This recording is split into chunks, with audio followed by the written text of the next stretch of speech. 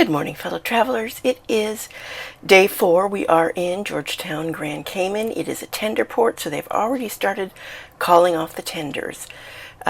They make you go into, I think it's the Star Lounge this time, and pick up tender tickets ahead of time. You could have started doing that at 9 o'clock this morning. It's now 10 o'clock. And I have a shore excursion, and I'm going to be going to meet in the theater, and that's in just under 45 minutes. So today is Swimming with Turtles Day.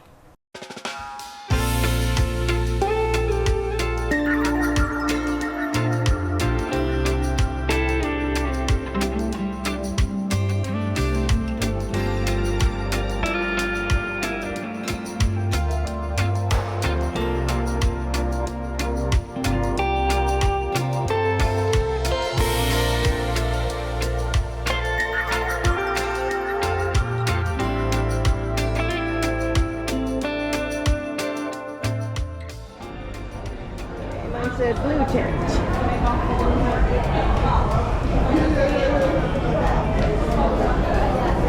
Green tent, a red tent, a yellow tent, orange tent, and a blue tent. Oh, and a white tent. That's a lot of tents. I'm thinking shore excursions are big in this port.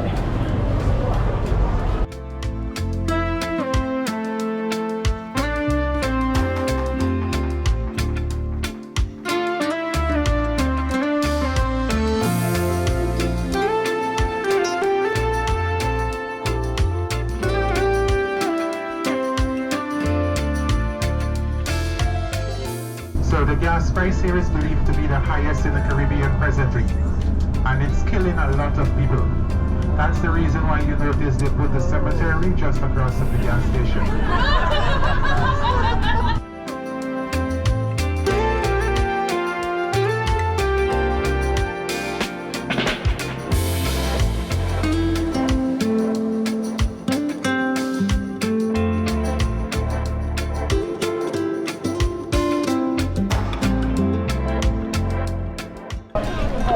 Back up. Look at these. They're so big. It's cool. Wow. Dễ sợ sẵn sẵn. They're just saying hi. How big they are! They're huge. They also kind of smell funny.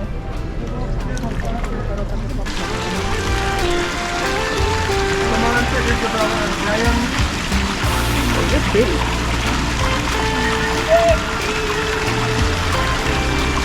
These are a few years old.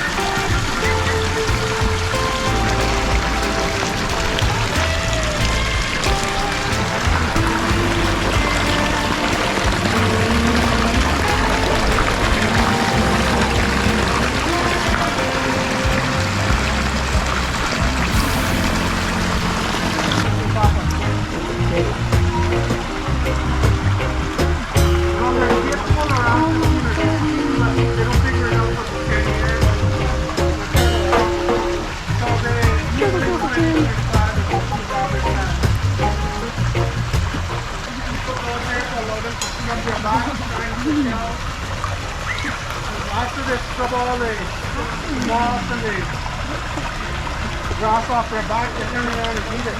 So it's like a floating salad bar. Oh, you challenge. So these are the young birds who go down there. And they're all green turtles. Different colors as well. This one is definitely He's like posing for it. He's getting a perfect picture. I'm just getting up to Oh say my hello. God.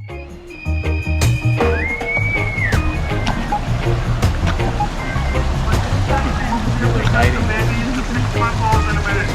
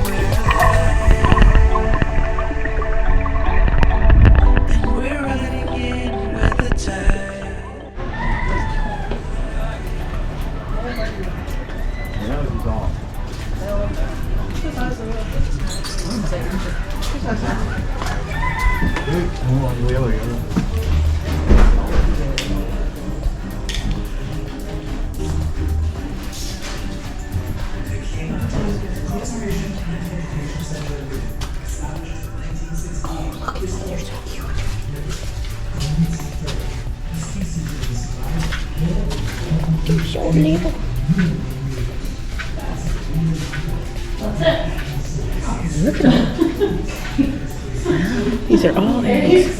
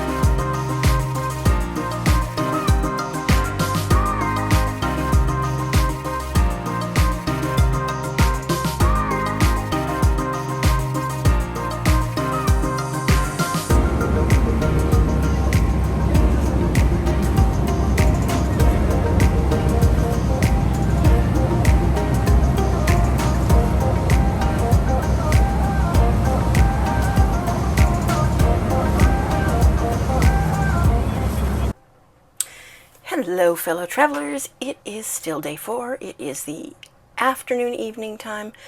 We have just had the last tender arrive, and I'm probably going to go and scare up some dinner before long. I'm not sure what I want to do. Probably Windjammer. I'm not feeling very formal today. I don't really want a 2-hour dinner. And that's, main dining room. It takes 2 hours to have dinner. The turtle excursion I went on was really good.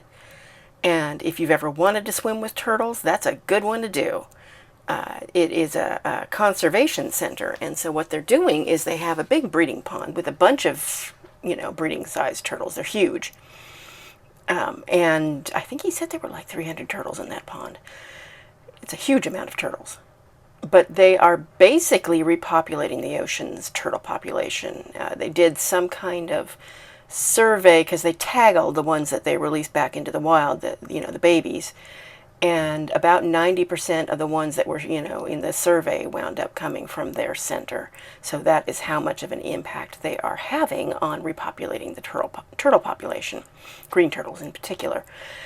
So you get to see turtles that, of course, the breeders you don't get to touch. They're very large, and you would certainly not want to be bit by them. The